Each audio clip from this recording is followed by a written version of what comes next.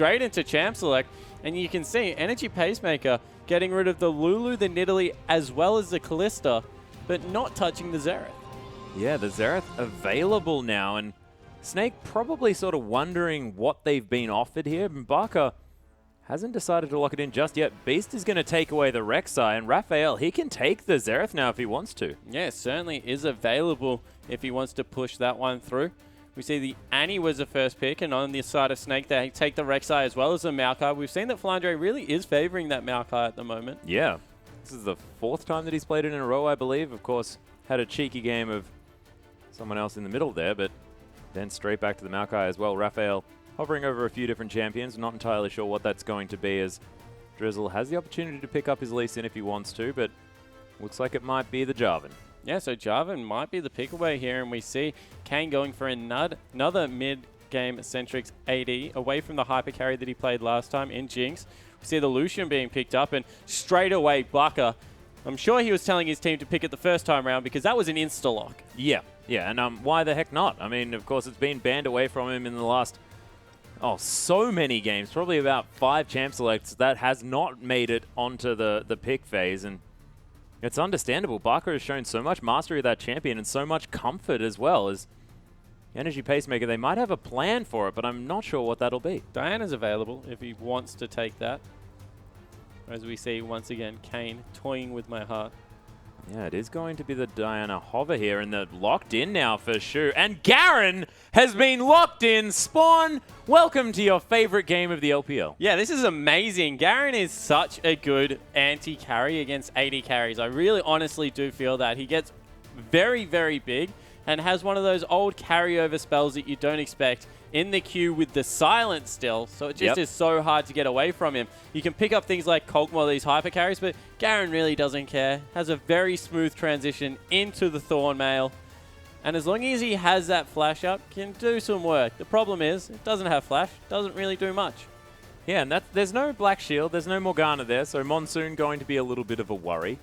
Of course, Beast is going to be able to do some CCing as well. Flandre is a CC machine, and Crystal hopping on the Kog'Maw. Yeah, so Kog'Maw is the selection here, and these are really 2 of Crystal's comfort picks, the Kalista and now the Kog'Maw. So we're going to see him in his, I guess, most comfortable environment on the little Void Puppy. And definitely isn't a protect the Kog'Maw comp, but still confident enough to run it. It's a no sustain lane, so there is a lot of kill pressure that will come out of Kane and Shu in the bottom lane if it is not a lane swap. But when you take Garen, you expect to probably get lane swapped on. Yeah, you probably don't want to give Garen that 1v1 matchup. That is, of course, probably where he's good, isn't it? I'm not even convinced he's good in a 1v1 as we see. It is the Garen versus Maokai. I like Garen a lot, and even I find it hard to justify picking him sometimes. So. Yeah, although you still do. Amazing J going to take that one to the top lane against the Maokai, though. Drizzle is going to be on the Jarvan this time as Beast has the Rek'Sai, the coveted jungle pick, as Raphael on the Diana. And we'll see whether Baka's Xerath is going to be strong enough. Of course, it has been fantastic over the season. Kane on the Lucian and Crystal on that long-range Kog'Maw, and Shu with all the engage versus Ella with all the disengage. Yeah, exactly right. Trying to get that Annie in there for the big stuns. Energy Pacemaker putting together a weird composition. They're very creative, but sometimes ineffective. Hopefully that isn't the case this time around. Yeah, certainly hope to see whether that Cataclysm is going to be blocking out a Garen, but let's have a look as we hop.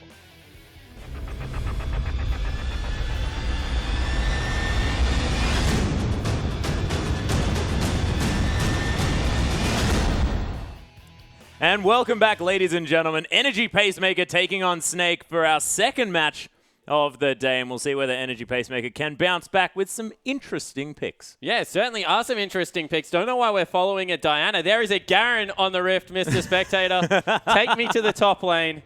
And isn't he a handsome man? Oh, he certainly is. Of course, that remake making him very attractive. He himself a very cool saber. Yeah, super cool saber. There's maybe some action in the bottom lane. Kane getting chunked out. Might want to take a look down there. But nothing happening. Back to Garen. Yep, there we are. Beautiful. Of course, that passive is very effective late game now. Early game, it still is just a laning tool. You have to get out of combat, of course. Minions don't break it, so it's good if you're in a lane by yourself, maybe freezing a lane out. It has gone with the Doran shield start for any Garen fans playing at home. But late game, it's a terrific tool. It means that if you ever disengage a siege and are you using a Garen, I guess, in any form of split put situation, in any team fight that is being long and drawn out, and I guess you can get out of combat, it does give him a lot of regen, makes him extremely healthy. Couple it with a Warmog's armor. I was going to say that, yeah. And he's very hard to deal with. As you see him also busting a move, dances quite like Atlas. Oh, no. No. People are not going to find that gif. That is not going to happen. Snake and Ella hanging out by the blue buff here as well, and they might actually be taking the Gromp here. And that cheeky grin on your face, you get rid of that spawn. All right, Judgment going to be used just to help with the Gromp, and Amazing J heading towards the top side, and we're going to have standard lanes. Yeah, it certainly looks to be that way, and it looks like they're just taking the small, I guess, little parts of the blue buff. I don't actually know what they're called. Yeah, they're little sentinels or something Yeah, like that? I think they are called sentinels. Are they called sentinels? Maybe. I'm not entirely sure. Whatever they're called, they took them away just for a little bit of an experience lead. They don't take as much damage as you do doing a full camp, and then still able to get back into that lane. And you can see already with the W, with the shield, Crystal able to harass terrifically. I think this is the most underrated part of Kog'Maw's kit, and it's how well he lanes. He's extremely long range. That W costs no mana, so you really can use your spells with a little bit of abandon in the laning phase. And he's very difficult to deal with. As we see Garen, speaking about no mana, none at all. Can just use abilities whenever he wants. Just do your buttons, is what a Garen fan would say. Just constantly run at people and press your buttons. Exactly right. And he has, of course, the ability to cancel out slows, which is good against Maokai. Because if he gets hit by a Q, can activate his Q in response and catch up very nicely. Of course, that sapling also does a slow. Has the W for some innate tankiness, probably the best tanking ability in the game. Wow. It's a big deal. With that damage reduction, and we see he's going to be aggressed on here, but he's a Garen. Yeah, we'll see whether he has to blow that flash here as well. Judgment going to be used to try and add some tenacity, but he's taking so much damage. Just wanders out. But Garen. But in the end, was Garen, so it was fine. Interesting. Raphael going to miss a CS there, but not going to find Barker here as well. Some good aggression in response from Barker, looking to get some work done. Does step off the minion wave and zone very effectively. So you can see early Diana trying to shove in, make Barker use his spells to farm out that wave underneath turret. But because of the early game top, it has meant that Drizzle has been able to go for a 3 buff start here. Yeah, looking for the enemy blue buff. He's going to get knocked up here as well as Shu comes around, and he's going to be able to take down that blue as well. So heads up play out of Drizzle, recognizing that with the Rek'Sai in the top lane, would have recalled for the quickest way back into the jungle and able to get the 3 buff start uncontested. Even pulled Kog'Maw out of lane for a little bit whilst Kane stayed. So he's completely equal on CS when he was getting a little bit bullied at the start of the match. And all in all, Energy Pacemaker controlling this early game a little bit better. And you have to say it's on the back of that Garen pick, making sure that Beast had to head towards that top side. Oh, it's just terrifying. If you don't early gank the Garen, it's going to snowball out of control. Oh, that's assuming Amazing J is going to build Ghostblade into Infinity Edge, am I correct? Yep, that is the build. That is the build. Beautiful. I think Sunfire Cape's probably better in competitive play. Really? Do you think Garen in competitive play really, is that a thing that should work? Or? Well, we're going to see. I mean, he's here. That's true. We'll find out. Does have a CS lead there on the top side as Flandre had head back to base. And Amazing Drizzle J extremely low. He's going to be spotted out here from Beast. Probably has to abandon that camp. Yeah, Beast actually going to be able to find some prey here as well. And look, not going to be able to find the kill. That's the main thing. Judgment going to be used onto Flandre here, who's not too bothered by it. Does answer back with a fair bit of damage. Going aggressive. Needs to be careful here. Garen trading extremely well. Yeah, manages to get the second Q off there as well in that rotation. So Flandre does have to be careful. Amazing J almost level 6. And that ultimate does a heck of a lot of damage. Yeah, but it does at the start of the game, but it's, of course, magic damage. You don't build much of that penetration coming through, and does struggle with it a little bit late game. So it's good early. Definitely agree there. It's fantastic execute for securing those kills as Garen, as you want to pick up as much of the team's gold as you possibly can. But doesn't really do much late game. Okay, so probably going to be fine as Raphael going to continue to clear out these waves in the mid lane and, well, try to, of course. 13 CS behind now. No attention from either jungler here in mid. And look at the Garen passive just ticking away. Flandre looking in disbelief as he just heals up so much. Cues him to stop it.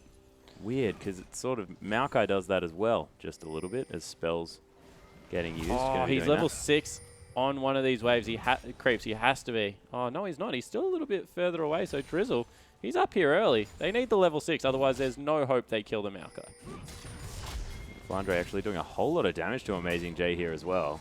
Oh, he spots Drizzle out as well, so they're going to be able to shove this wave in, but probably not going to be able to kill the Maokai. Yeah, and that will mean Dragon is started up by Snake, so recognizing now that the jungler is on the top side of the map for Energy Pacemaker, that they can maybe grab an objective for themselves. It has been pinged out, definitely going to be spotted, but nothing the Snake lineup can do about it. Or the Energy Pacemaker lineup. Yep, that one. Yeah, that one. Those guys. Nothing they can do about it, of course. And having Barca able to shove this wave in mid very easily here as well is just so important because Raphael, he can't roam. He can't move out of that mid lane. Yeah, exactly right. And I don't think he would be really looking to at this point in the game anyway. He hasn't gone back and shopped yet. He's fallen about 14 behind in CS, but this is what you expect in a melee versus ranged matchup. And of course, Diana's kit just does so much that the gold really is the bonus to the kit. She's inherently tanky, has a lot of things going on for her with that double gap closer on the ultimate. So you feel that if he's able to keep this gap, get a good first shop in, it's really the split pushing that is going to be unanswerable as we see Amazing J flying in there and spinning back out. The awe in your voice is adorable, Spawn. Is Beast going to be able to take down his blue, red buff here in full vision of Energy Pacemaker? You got the Evelyn pick yesterday. I did. Today, I get the Garen pick. That's how it works. And Victor started getting played as well as Kane's going to find Ella here. Lots of damage coming through from that passive. Voidu's going to disengage relatively effectively, but Ella has to be careful now in this lane. And in competitive play, we must have seen some of the most underplayed champions come through this week. We saw an Evelyn, we saw an Urgot in the NALCS. Yeah, that's true. This morning. Saw a Varus in the OPL. Varus in the OPL, and now we've seen a Garen in the LPL. This is brilliant. This is absolutely brilliant. And who better to be playing it as well than Amazing J? This guy always pulls out the interesting picks. But we'll see whether it actually pays off here. He's fallen behind just a little bit in farm. Beast paying a little bit more attention up there.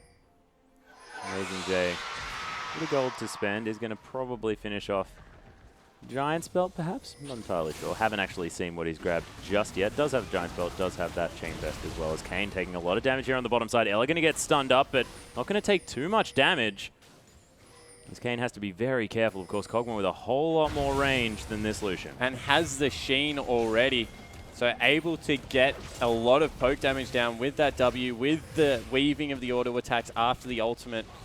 Got to respect what Kog'Maw brings to the laning phase. And we see Garen having to itemize for that Sunfire Cape means that he's not really itemizing for his lane as much.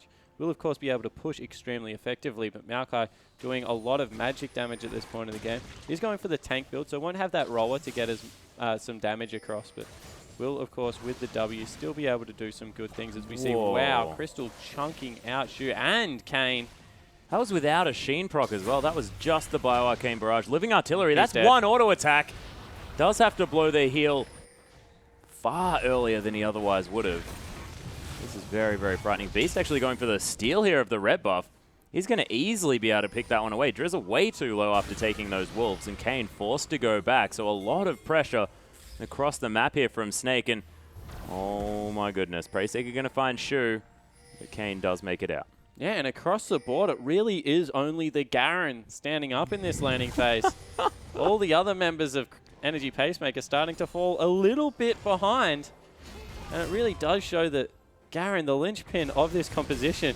As Flandre going to go very aggressive here onto Amazing J, who doesn't take a whole lot of damage.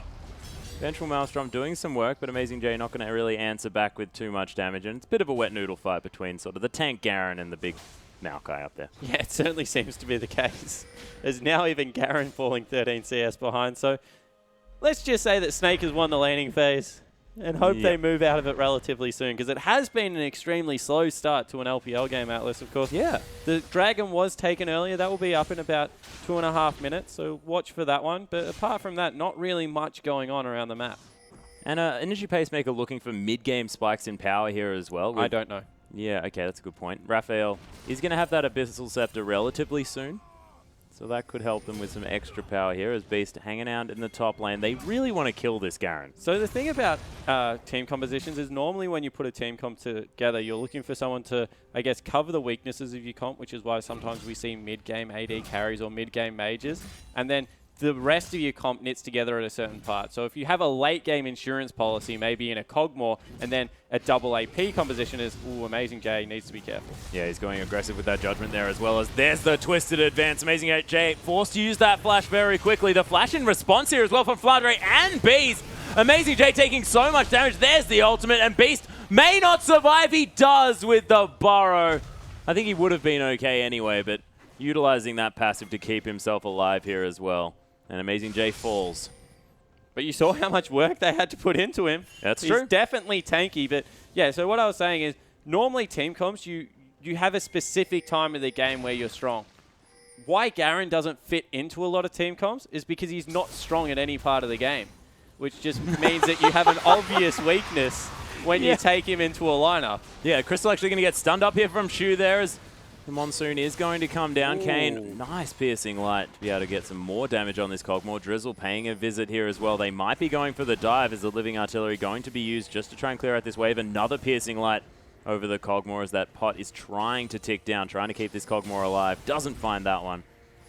Shu able to clear out this ward here at the same time. Of course, that Franken-Tib is just hanging out with the little girl. Abyssal Scepter finished in the mid lane. This is the first spike of the game where you feel Energy Pacemaker has a clear advantage. If Raphael can get onto Baka somehow, will do a lot of damage, and you can see straight away Baka respecting that, not wanting to go anywhere near the creep wave now. Recognizes that he's probably in one combo territory because he's gone for the Morellonomicon, hasn't gone for any of the tanky stats that he could. Yeah, Flandre actually tanking up Amazing J, no worries at all here. Lands a bit of damage with that Arcane Smash. Energy Pacemaker going to start off the Dragon here. They notice the fact that Raphael is hanging around. They must know that this is going on. They haven't got a teleport. Wow, this is bad. This is bad news. Oh, Flandre doesn't actually get it stopped here as well as Beast comes in. Doesn't manage to steal away the Dragon. Drizzle gets that one, but Energy Pacemaker trying to deal with the Snake members in the pit. It is going to be a kill for Barker, a kill for Crystal here as well as Raphael taking so much damage. Barker just doesn't seem to care as he continues going forward at low health. And Amazing J, he's in the top lane. Yeah, he certainly is. He teleported back to lane after that gank came through, and that meant that he didn't have the teleport available. Once again, Snake playing around teleport advantage extremely well. And Amazing J going to do some split pushing, but they will lose mid-turret and a lot of kills after that Dragon fight. I think they went 3 for nothing. Yeah, 3 for nothing, and the Dragon did go over to Energy Pacemaker, so that's something that they can hang their hat on, but they lost the middle lane outer turret, and that bottom lane outer turret is going to cop a lot of creep damage here as well and kill a lot of resources that Energy Pacemaker sorely need, because this is a Cogmore at 20 CS in the lead, now has a Trinity Force as well. Yeah, and against Lucian, this lane bully that we've seen become even more popular to try and shut down these late game hyper carries. It's just not going to be the case this game, as Amazing J manages to grab the top lane turret. So lane successfully won by Garen. Yep, Garen has won 100% of lanes in competitive play in the LPL this season. Beautiful. I love it. I honestly do. Oh my goodness. We need Poppy Top to come through now. I'm not sure we do, actually. I don't think that's ever a statement that you can ever make. Visit Chachi, please. Crystal going to continue clearing out creeps in this bottom wave. Voido is going to help him out with that one as well. This time around, Jarvan going in, looking for the gank. Yeah, now to see the power of this Garen. We'll see whether the ult comes through here as well as Amazing J. He's going to try and auto-attack him up, but they have to be careful. Beast comes around. Flandre trying to turn this one. The Ventral Maelstrom doing some work. Drizzle taking so much damage. Forced to get out of there. Beast picks up the kill. Flandre, though, he's going to go down. The double kill for the Garen. Didn't even need Raphael. Best champion in the game. And who was trapped in there with who? Garen just going crazy in the Cataclysm. The Demacian boys. You see the synergy between the Cataclysm, the Judgment. It's going nuts. I was expecting the Cataclysm to go forward and then Amazing J unable to do anything. To just be trapped outside. Yeah, trapped outside. But that's not how it works, of course. You just Cataclysm a target that Garen's already in the face of. And that's how it works. That was beautifully well done. One thing I will say is Garen is very sad. Of course, charged with the protection of Prince Jarvan 4 and let him fall in that fight. Oh, a bit of the lore coming through. This is wonderful. We're getting so many different facets of League of Legends from you today, Spawn. It's brilliant. No bias either. Oh, wondrous stuff. As this red buff is going to go down to Kayn. Energy Pacemaker looking to try and eke back a little bit of an advantage here. 3,000 gold's the lead for Snake thus far. Snake have complete control over this game. Well, it's 3,000 gold lead. Only one turret in the lead.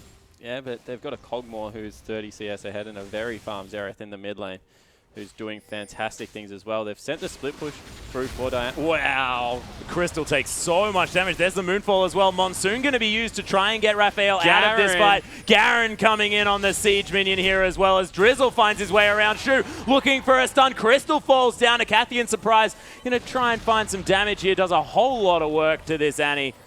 And Ella is going to be saved. They might be able to get some turrets in this one, though, because that's 5 members of Energy Pacemaker in the bottom lane. Yeah, so they're just the big collapse came through from Energy Pacemaker, sending the Garen in. He's got another Giant's Belt as well as those Mercury Treads, and now got the flank on potentially Baka, who's running away. He's got a red buff here as well. Not a lot of ability to get away from this Garen as Raphael take down the outer turret. So this is one thing I will say about Energy Pacemaker's lineup is they have a clear split pushing advantage. Okay. Diana is so much better in split pushing situations than any of the members of Snake. They can maybe send the Rek'Sai after her and hope he gets tanky enough that he can clear out the waves.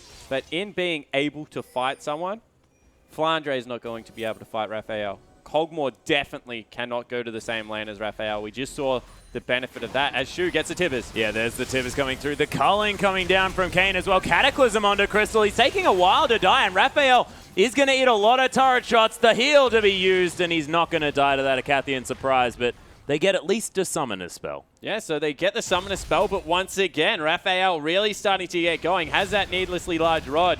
And this Diana is going to become a problem if continuing to be able to split push, as we see Flandre and Amazing J continuing to fight back and forward. Amazing J starting to get the, I guess, upper hand in these little bits of skirmishes. Look at all the damage coming through. Look at all the what damage coming through. My goodness, the passive from Maokai was enough to get rid of everything that happened over that last minute of trading, I'm pretty sure. Maokai's passive is one of the strongest in the game. Yeah. That is what makes part of his kit. Yeah, it's very, very good. It means that Garen doesn't actually do very much to this Maokai at all. Which is very sad. Very sad. We'll see whether Amazing J can affect the map in other ways. Of course, not going to be able to kill Flandre, but Flandre unable to kill anyone. He's just going to be annoying, CC everyone up just to make sure that his Kog'Maw can get the damage down. Shu does have that stun available as Ella going to clear out these wards as well. Dragon up in another 15 seconds. Crystal takes away the Grump. Does have the Bilgewater Cutlass now as well, so a little bit of self-peel. It's going to be available from this Kog'Maw. Prey Seekers, Arcano Pulses, everything coming through. Whoa. Shu takes half of his health. He might die if he hits all of these. Not going to find it. The last one comes through. Oh, Howling Gale forced to be flashed out of the way of from Shu. And that is going to mean a Dragon easily here as Beast looking for Raphael and Drizzle. Actually, is he looking for them? Because that was 2 members and Beast just turns this one around. There's the slow to come down. There's Shu. Garen is behind them. He's got the flank. He's looking for it. There's the massive move from Flandre with that Righteous Glory. Arcano Pulse coming through here as well. Garen in the back line trying to do some work, but that is going to be Baka falling down. Raphael taking a lot of damage. Crystal, he's going to kill Raphael. Amazing J gets exhausted. Did he do anything to Crystal? I'm not entirely sure as Judgment comes down, but it's not going to be enough. Drizzle, the last man standing for Energy Pacemaker, and you were pointing frantically at the screen, the fact that Garen, he'd got onto the Kog'Maw, and then Kog'Maw sort of just walked away. Yeah, so they just completely ignored him. Which will mean a Dragon for Snake and a 1-team fight. The Garen pick not looking to work out. Not yet. Not yet, but late game Garen. I don't know what it does. He lives for a very long time is what he does. Okay, so it's kind of like Sion that doesn't have any... He's like Mundo without a slow. Ah, good. He has a silence, though. Yeah, he does. Yeah. And his judgment scales off crit, which is good for this build. Randuin's Omen almost completed from Amazing J though, so he's at least going to have an AoE slow. He's like a bad Renekton. A bad Renekton. Oh my goodness. He's now fallen behind in farm here as well, so 24 CS is going to be the lead for Flandre, who now has that Frozen Heart completed as well. 30% cooldown reduction for this Maokai. He's going to be twisting and advancing all over this map. We saw he has no fear in that department. He definitely does not. He's able to even withstand the Diana at this point in the game, who is, I guess, a force to be reckoned with. 2-1-2 now, finished up that Zhonya's Hourglass. You really do feel that is the win condition. And I say the win condition because there probably is only one for Energy Pacemaker at this point in the game, and that is ensuring that Diana is the split pusher, taking down these turrets. Wouldn't be surprised if we saw the incredible Selfish build, which is that Lich Bane coming through.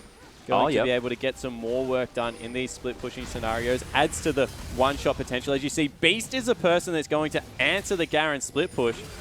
And I was going to say, and going to be made to pay for it, but doesn't look to be the case. No, he just walks away from the Garen. Needs a Fromo. Fromo? Frozen Mallet. Frozen Mallet. I thought you were talking about frozen yogurt for a second there. Interesting. Yeah, Frozen Mallet. Does that work on Judgment? Does Judgment get Frozen Mallet procs? That's really cool. Oh, not Judgment. Oh, no. Okay, what's the Q? Yeah, it's not. It doesn't proc on hit effects. That would actually make Garen ridiculously strong. Imagine that. Red buff. Oh. Yeah, no. Ravenous Hydra. With you Judgment? can use Ravenous Hydra as you're spinning. Oh, okay, active. cool. There we go. You learn something new every day. Unfortunately, this particular bit of learning was about Garen. Crystal going to be able to take down this Rift Scuttler, though. No dragon to speak of just yet, which is why the game has slowed down just a little bit. And you see the problem with Garen. If a jungler can answer a top laner's split push with no fear, then probably not going to be a very successful game, as we see. Because the teleport is down for Beast, they just for Flandre, sorry, they're just using Beast to answer that one. And Raphael, nice dodge there of some of the damage, but then picks up the rest of it on his way up. Yep, Arcano Pulse, not on a great cooldown, but doesn't take a whole lot of damage from it. Of course, does have the Abyssal Scepter, so he's going to be okay. Beast going to be clearing out some of these minions here on the top side of the map here, as well as Amazing J going to do the same and then try to do a damage. The battle of the Titans. Look at the damage. Can you see it? Snake now. Flandre happy to tank up this turret. Amazing J continuing to judge. All over Beast. He's just building up that fury. Then going underground again and negating all of the damage from Amazing J. Oh, Amazing J, he's actually starting to get some work done. Beast needs to be careful here. Forced to tunnel away. Yeah, there's the Pacemaker coming through. Amazing J going to close the distance. Nice use of that knock up as Amazing J then decides that, yep, I'm not going to be able to catch up to the Rek'Sai. And he'll get away. But look, now the passive going to be at work. I don't know what we're looking for here. Oh, no. Stops the passive. Stopping the passage. Complete nightmare for Amazing J. What is he going to do? He's going to wait, and then the passive will be up again. As you can see, it's like he's using a potion. This is ridiculous. Oh, it's better than a potion. Is it? Doesn't cost any money. Well, that's true, but like, you know. No, it actually is better than a potion as well. As we see, Raphael really the linchpin of this composition, although Kane quietly has got back even in CS nearly, is 0-2-1, so not having a fantastic game so far in terms of team fighting, but has been able to pick up the Brutalizer now, going towards that Youmuu's Ghostblade, so a very mid-game centric build coming through, recognizing that he needs some flat penetration to be able to get through the Rek'Sai, get through the Maokai at this point in the game. Wouldn't be surprised if his next game is the next item, is the Last Whisper, just going for even more armor pen, because they are really starting to stack it against this Garen, against the Lucian, and they need some tools to be able to deal with it.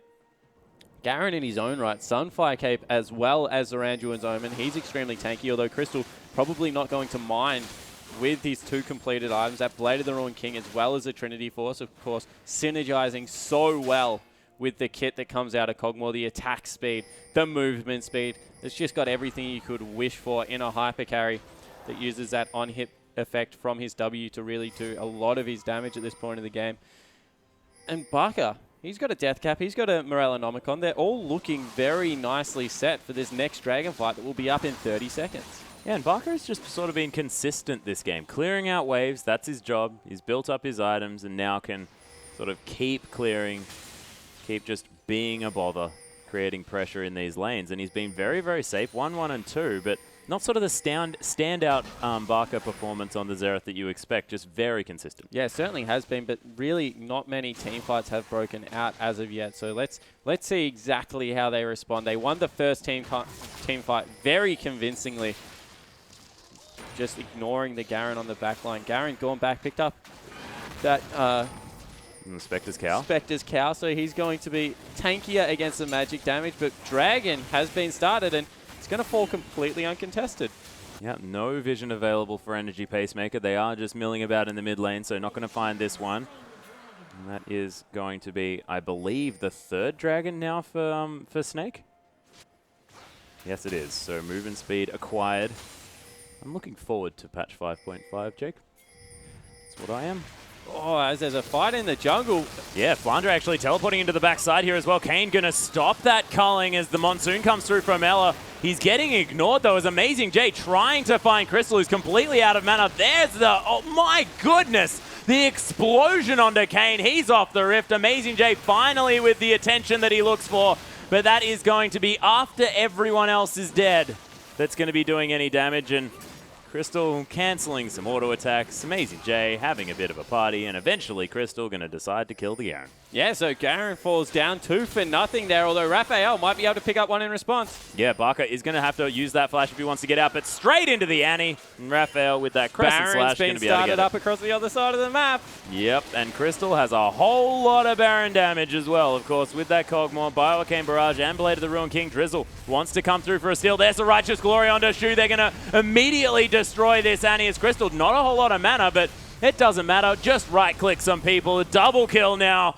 for this Cogmore, and Raphael ain't no way he can get out. Triple kill, and that is theoretically the ace, but Kane, he's respawned. Yeah, so able to, I guess, trade 5 for 1 across the entirety of the rift there, back and forth, but that'll be also Baron going down Atlas, maybe about a 9,000 gold advantage, and now I don't think there's any win conditions for Energy Pacemaker.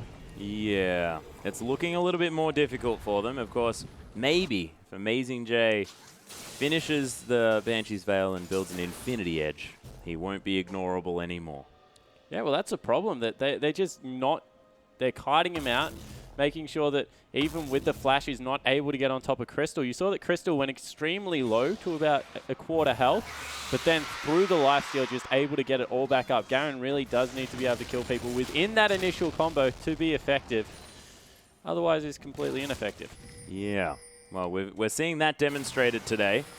But of course, I haven't lost faith. Don't worry. I still believe that Garen is going to find his success in competitive League of Legends. I lost faith as soon as Westeros Yeah, left. I was gonna mention Westeros. I'm not gonna lie to you. Unfortunately, haven't seen him in the LCS just recently. I hope and dream every day that he comes back. But Shu gonna throw down some wards here. Flandre looking for a Righteous Glory here as well as Kane. They do no damage to him. Yeah, they used the stun onto the Maokai. That means the Crystal can play further up here as well. Raphael continuing to try and split push as the culling comes through to try and clear out the minion wave. Flandre just being a bodyguard for this Cogmore as Pacemaker looking for some targets from Beast. And Snake now trying to break into this base and use this Baron buff to good effect. Well, they're pushing it on 2 different waves, so they're going to be able to grab bottom definitely here. So that's the first tier 2 turret going down. Now they're on the base turret coming in there. Flandre going to be able to pick up that turret in the mid lane as well with some help from Crystal. And all of a sudden, Energy Pacemaker are in real danger of having their base broken wide open. Crystal's even gone for a Last Whisper. Not a very gold efficient item on Cogmore specifically, just because of the way the W works. Scales a lot better off attack speed than it does anything else.